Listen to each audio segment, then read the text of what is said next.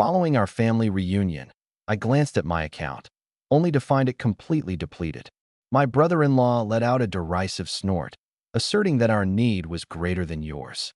Trembling, I reached for my bag and declared, "Then you won't mind what's about to unfold." Amidst their laughter, a sudden, thunderous bang reverberated through the house. The door swung wide, and, "Are you truly upset about this?" Seth reclined against the fridge, a beer cradled in his hand, that infuriating half-grin fixed firmly upon his lips. "Take it easy. We truly required it more than you did." I paused, my thumb poised delicately above the refresh button on my banking app. I had already struck it thrice. The same number remained visible, $4.87. That simply couldn't be correct.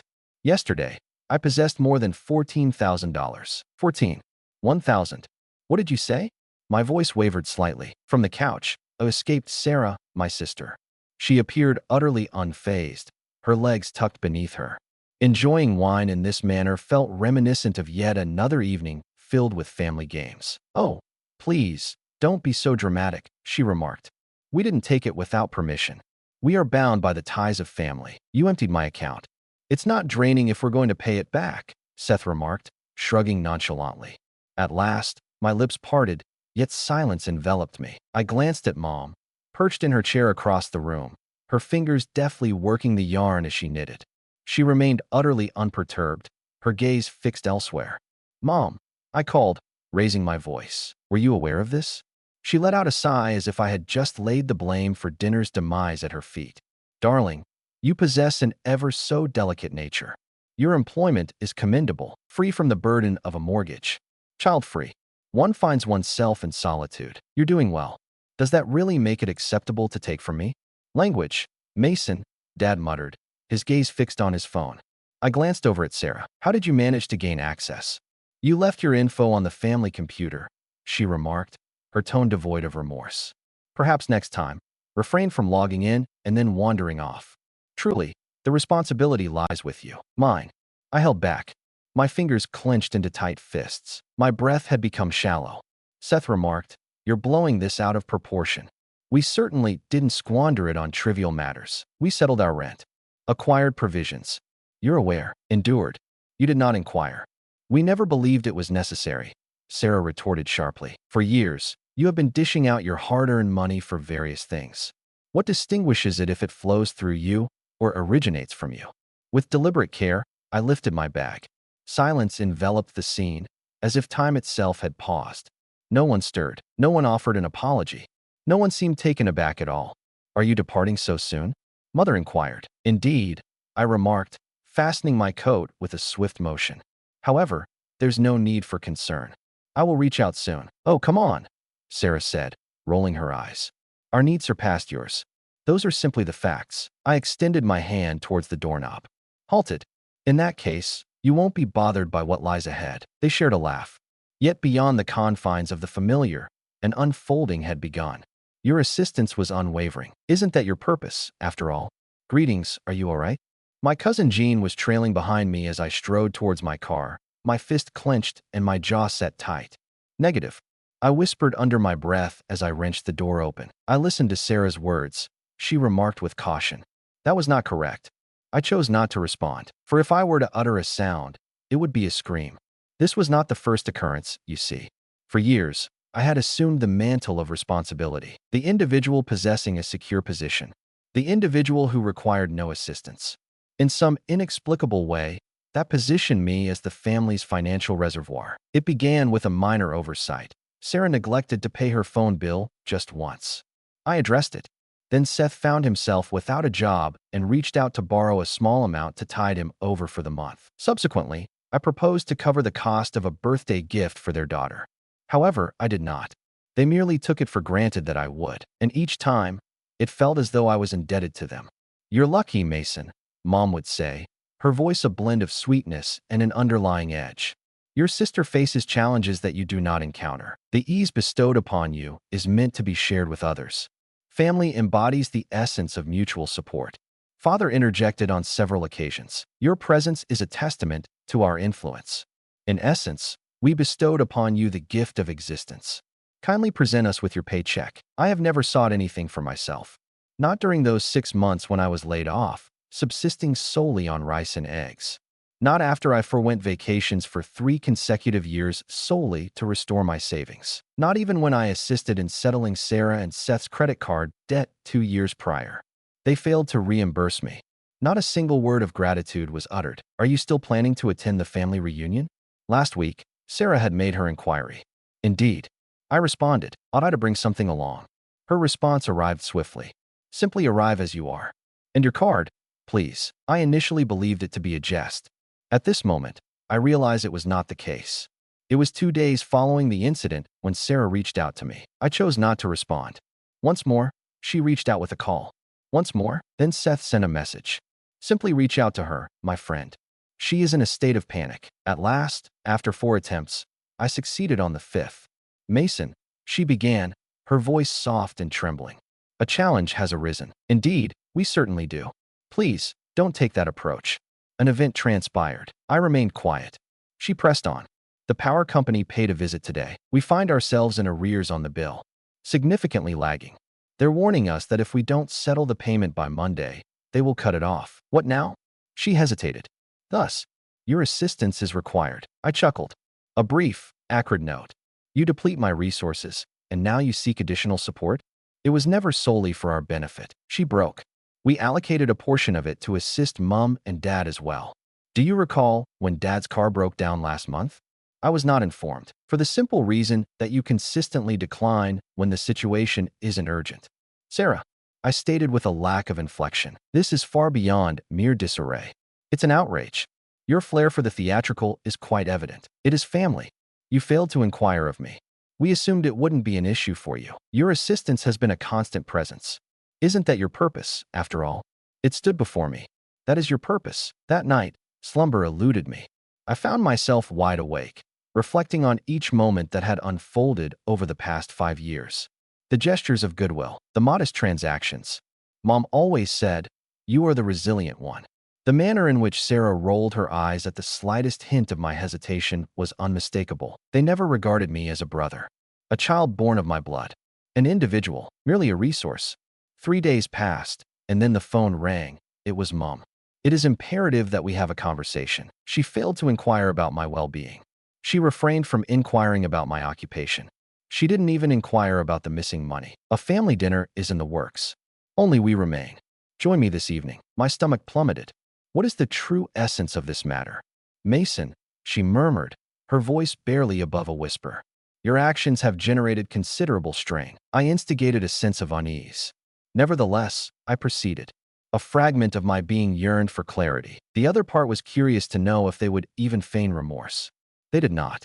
As I entered the room, I found Sarah waiting, her arms crossed in a defiant stance. Seth perched next to her, an air of ennui enveloping him. Mother occupied the kitchen, Father casually sifting through the mail as if the world around him remained unchanged. As I settled into my seat, Sarah began to speak. Shall we conduct ourselves with the maturity expected of adults, or shall we not? It varies, I replied. Are you prepared to admit to committing felony theft? She let out a derisive laugh. My goodness, you certainly have a flair for the dramatic. It was not an act of theft. The funds originated from family wealth. Your assistance is unwavering. It was essential for us. Seth inclined his head in acknowledgement. It can be spared. What is the source of all this drama? I did not grant permission. You also didn't decline. Was it due to my lack of knowledge? Details, Sarah muttered. I glanced over at Mom. Are you truly at ease with this situation? She averted her gaze. Consensus was reached among us all. You have consistently been the one capable of managing it all. No one even considered inquiring. We placed our trust in you, Dad interjected. I placed my trust in you to act with integrity. I rose to my feet, and what is just? Allowing you to take from me, all the while wearing a smile in my presence. Cease using the term steal, Sarah exclaimed. It was intended for the family. In that case, you won't object when the family faces the repercussions. What is the significance of that? Seth squinted, his gaze sharpening with intensity. I chose not to respond. Not at this moment. Now is not the time for tears. As I crossed the threshold into the house, I found that everyone had already gathered within. Mother was arranging the table, the plates clattering with an exaggerated intensity. Dad lounged on the couch, idly flipping through channels as if it were just another ordinary Thursday evening. Sarah lingered by the window, arms crossed, her jaw set in a firm line. Seth reclined at the table's edge, exuding an air of casual anticipation as if he were settling in to watch a game, rather than confronting the fallout of depleting another's life savings. "Ah, look who finally decided to grace us with their presence," Sarah remarked with a hint of sarcasm. Without uttering a single word, I let my bag fall near the door. "Let's just get this over with," I muttered. Seth flashed a grin, his expression brightening the moment. "Perhaps we can finally cease the charade that you were wronged." My belongings were taken from me. I took a seat. That was the signal. Mother cleared her throat. "Mason, we understand that you're feeling distressed. However, it is essential to grasp that we were facing significant challenges. There were no alternatives available to us." Sarah and Seth found themselves submerged, struggling against the weight of their circumstances. "And you," Dad remarked, "have always been the steady presence. Your reliability was never in question." "You didn't ask," I said, my voice icy. "You have taken. That doesn't resemble family. That constitutes theft." With a dramatic roll of her eyes, Sarah expressed her exasperation. "Your flair for the dramatic is quite evident. We didn't squander it on trivialities. We applied it in the moments that counted." "No."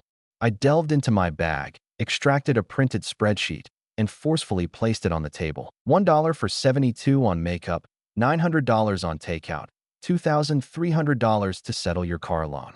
"Seth." I never imagined I would take a look. Seth inclined his body, his expression shadowed. "Did you review our accounts?" Indeed, I accomplished much more than that. I lifted the lid of my laptop, the display illuminated with a tidy, color-coded analysis.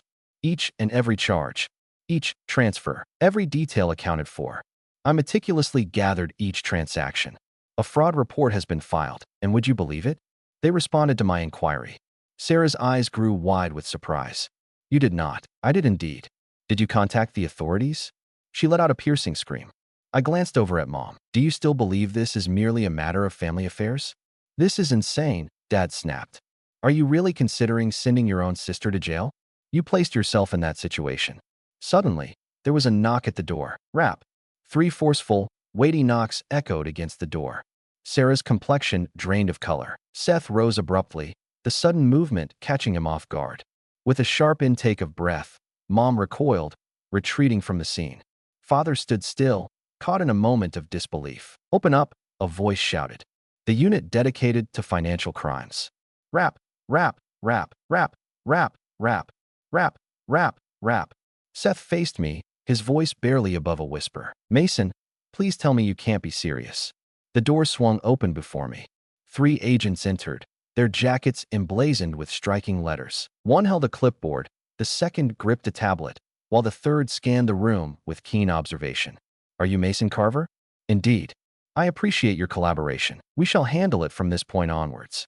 Mother concealed her lips. Sarah collapsed into a chair as if her legs had surrendered. Seth remained frozen, utterly astonished. One of the agents shifted his gaze in their direction. "You are identified as parties of interest in an ongoing investigation concerning financial fraud and identity theft. Is it possible that someone has stolen your identity?" Mother wept. "He is our son." The agent remained utterly unflinching. "Connections of kinship do not render unlawful actions permissible, madam. We did not take anything that wasn't ours." Sarah wept. "We possessed a rightful claim. He was always there to lend a hand. He consistently, believing that you have a right to another's wealth does not grant you ownership," another agent remarked with a composed demeanor. "Please stay seated." I simply took a step back and observed. For the first time in my life, they listened, refrained from mockery, and held back their laughter. Mom faced me, her voice trembling, tears beginning to well in her eyes. "Mason, if you would be so kind. Our intentions were never to cause you pain. Desperation consumed us. You have consistently embodied strength. You are the sole individual upon whom we could rely." I gazed deeply into her eyes. "Now is not the time for tears." She stifled a sob, her hand pressed against her mouth. Sarah attempted to speak, yet silence enveloped her. Seth appeared poised to flee, yet he remained seated beneath the agent's unwavering gaze. "Are you interested in discussing the essence of family?" I declared, taking a step closer. "It is trust. It is a matter of respect." It inquires, refraining from assumptions, refraining from theft. not chuckling as you drain me of everything. Silence enveloped them. I picked up my bag from the ground and faced the lead agent. I shall be outdoors. This time, they allowed me to proceed without interruption. Mason, you are now unbound. Refrain from returning. As I stepped out of the house, a profound silence enveloped me. I was not pursued by anyone. My name went unspoken.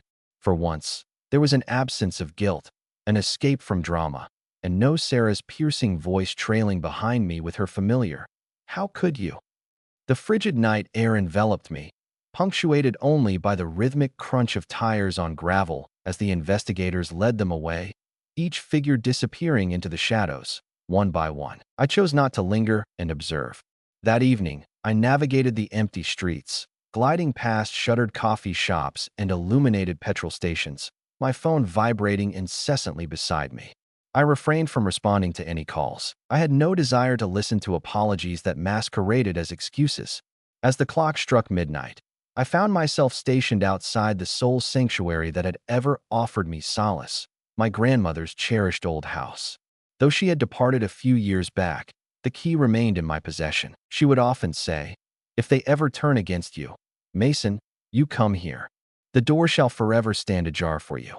And on that night, it truly did. I indulged in a deep slumber for a remarkable 11 hours without interruption. No texts available. Free from remorse. No weight bearing down on my chest as it always had when I was close to my family. As I rose from slumber, I brewed a cup of coffee in a worn mug and positioned myself by the window, observing the sun as it slowly ascended above the fence that once bordered her cherished garden. After what felt like an eternity, I finally sensed the freedom to inhale deeply. Yet, the stillness was fleeting. That afternoon, the first email arrived, sent by Dad. "This has escalated beyond acceptable limits. You have brought shame upon the entire family. What has become of loyalty?" I chose not to respond. Then Sarah sent a message. "I wish for your happiness. My accounts are being frozen. Seth finds himself under scrutiny at his workplace. You shattered our existence over a mere handful of payments. Two individuals intertwined in a shared journey? Consider amounts in the tens of thousands. Endure 5 years of unspoken devotion." Then arrived Mother. A message left in the ether. Her voice was gentle, trembling slightly. "There was no need for you to take this path. We might have approached it as a family would. My dear Mason, I implore you. Charges are being threatened. It was said that we could potentially lose the house." I found myself revisiting that line in my thoughts. There is a possibility that they could lose the house. In an instant, the anger dissipated. I held no desire for revenge. I simply felt indifferent. Having already lost a home. Years ago, when they concluded, I held greater value as a bank account than as their son. 2 days slipped away. Suddenly, an unexpected message appeared from someone I hadn't anticipated. The sibling of Seth. Our bond was distant. Perhaps we exchanged a mere handful of words during our birthdays. Yet, his message was straightforward. "Be aware that Sarah is attempting to place the blame on you. It is stated that you were aware of and sanctioned the money transfers. A lawyer is part of the equation. Be vigilant." A chuckle nearly escaped me. Even at this moment, amidst the chaos, she persisted in weaving her narrative. Under the cloak of darkness, I reached out to my attorney. "Dispatch all items without delay." I stated that we are not merely filing charges. I also seek a restraining order. Yet, not all messages carried a tone of hostility. A week later, a brief email arrived from Kelly, Seth's sister. "Though time has stretched between us, I feel compelled to reach out and acknowledge that you were indeed correct. Concerning the entirety of it, concerning the manner in which they regard you, concerning the extent of toxicity that has emerged. I once believed you were merely indifferent. I believe you exhibited great courage." I gazed at her message, lost in thought for what felt like an eternity. Valiant. That word had never been uttered by anyone in my family towards me. On a particular morning, my phone rang once more. Unfamiliar number. I nearly turned it down, yet an inexplicable urge compelled me to answer. "Mason." The voice was delicate, equine. "It is Sarah." I remained silent. She continued to speak. "I understand that I made a mistake. Is that all right?" I ventured beyond the limits. I never imagined it would unfold this way. Seth has received a suspension. Mother's tears flow endlessly. My father refuses to utter a single word to me. And you?" She paused, uncertainty flickering in her eyes. "The ability to dismantle it all has always resided within you. At long last, you accomplished it." For a brief moment, Silence enveloped me. Then I stated, with a certain finality, I did not cause any damage. I have finally put an end to allowing you to tread upon my boundaries. Stillness. Subsequently, could you please cease this at once? Dismiss the accusations. Kindly. I am willing to go to any lengths. Simply bring it to an end. An idea. Nearly. Yet, I found myself recalling her words from that evening at the reunion. Our needs surpassed yours. A bitter smile crossed my lips. No, I stated firmly. This chaos is of your making. It is your dwelling. And then I ended the call. On that particular night, in tranquil solitude, I prepared my own dinner. I revisited the album that defined my college years. I settled onto the porch, cradling a warm mug of coffee, as I observed the world unfold around me. For the first time since my teenage years, I found myself unbothered by requests for money. I was not subjected to any guilt-tripping. No one ever conveyed to me that my worth was contingent upon what I could offer. I was no longer their source of funds. I was simply myself, and that sufficed. I am not here to serve as your financial institution. I refuse to be your second choice. I have reached my limit. It's curious how serene tranquility can be. Such truths often remain unspoken. One envisions it as a burst of fireworks, a symphony of loud music, or perhaps a magnificent celebration. For me, peace resonated as the absence of requests for money. No one dares to label me as selfish. No one is sending lengthy messages, as you seem to be the only one thriving. Only silence prevails. Radiant, unbroken stillness. 3 months have slipped away since that fateful night when I set everything ablaze. It has been 3 months since the investigation commenced.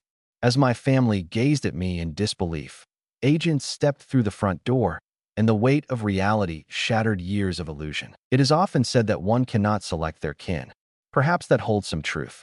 However, the decision lies with you regarding the extent to which you are prepared to sacrifice your own essence in the pursuit of their happiness. And I had reached the end of my losses. The repercussions arrived swiftly. Initially, Sarah and Seth embarked on a mission of damage control. An attorney reached out to my lawyer, proposing a private resolution to the matter at hand.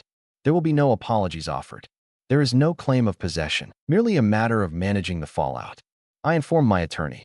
Allow it to ignite. A week passed, and then a letter arrived from Mom. 10 pages. Her handwriting, tidy yet quivering in certain areas. She penned a narrative detailing how events spiraled beyond control, how they never intended to cause me pain. She wished for me to grasp the broader perspective. We simply took it for granted that you would always be present, she penned. Such is the duty of a devoted son. That line resonated deeply within me, for it encapsulated all that needed to be expressed. We were mistaken. You certainly did not deserve that. Simply put, your role was to remain silent and continue to provide. I chose not to respond. I refrained from making the call. For the very first time in my existence, I found myself free from guilt regarding it. I have relocated. A fresh flat awaits. Fresh beginnings. Say goodbye to unexpected visits from family. There will be no unexpected visits from Sarah anymore. I went so far as to change my number. My boss, observing the newfound intensity of my focus, extended an offer for a promotion. I accepted it. It's amusing to consider how much more effectively you can excel at your job when you're not covertly managing your sister's car payments and your mother's overdue utility bills in the background. My sleep has improved significantly. I consume healthier foods. My breath flows with ease, because I am no longer burdened by 4 individuals who choose not to express gratitude. One fateful morning, a letter arrived unexpectedly. Return address absent. Within, a check amounting to $1,200 lay waiting. A note penned by hand. I walked away from him. You were correct. Fear gripped me. Your actions inspired me, and I found the courage to walk away as well. This is for all that you have invested in Ellie. For the tablet, the rent, the garments. I understand that Seth never expressed his gratitude to you. Yet, I find myself in that very state. I appreciate your role as the guiding example I sought. Kelly, I immersed myself in it twice. In that moment, tears streamed down my face. Not from a place of sorrow, not from suffering. Yet, for the first time, a member of that family perceived me as more than just a source of money. Not to be used as a scapegoat, yet, as an individual. At times, individuals inquire of me, do you harbor any regrets? The answer is quite straightforward. Negative. I find myself lamenting the time I spent in hesitation. I lament each restless night, every vacation that slipped through my fingers, Every penny-pinched moment I endured while they indulged in fine dining, shopping sprees, and shared their grateful family moments on Instagram. I lament the manner in which I diminished myself to elevate their sense of importance. There are moments I look back on with regret, times when I remained silent instead of voicing. You're crossing a cue. Yet, do I feel remorse for having taken a stand? Setting it ablaze? Not at all. My therapist once inquired, "What made you hesitate for so long before saying no?" And I expressed, "For I believed that uttering a refusal signified a lack of love for them." She nodded and remarked, "Refusing is the way you instruct others on how to love you in return." That memory has remained etched in my mind. Recently, I encountered an old acquaintance from my high school days. She remarked, "Hey, I witnessed what transpired with your family.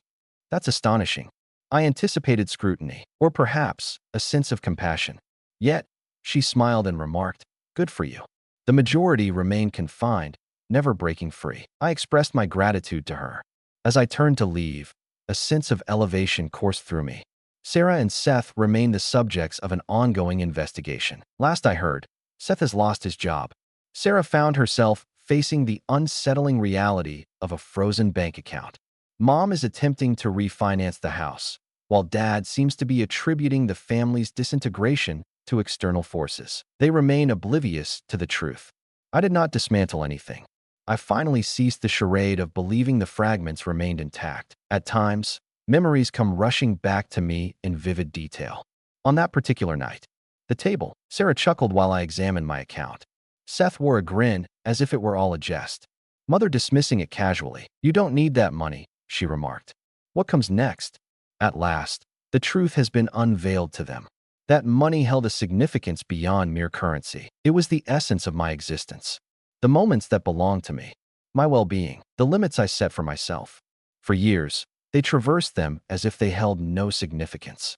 Now they face the consequences. I do not rejoice in their misfortune. Yet, I honor my own existence. To endure it, in the act of departing.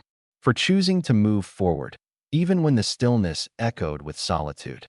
Even when the guilt murmured in my ear as it once did. For that silence? It is liberation. If you find yourself reading this, having always been the pillar of strength, the one who shoulders responsibility, the exemplary son or daughter expected to bear the financial burden in silence, allow me to share what I long to hear from someone. There is no need to sacrifice your own well-being for the comfort of others. You have permission to pause. It is within your rights to step away. And when you do, a family remains intact. You discover your essence.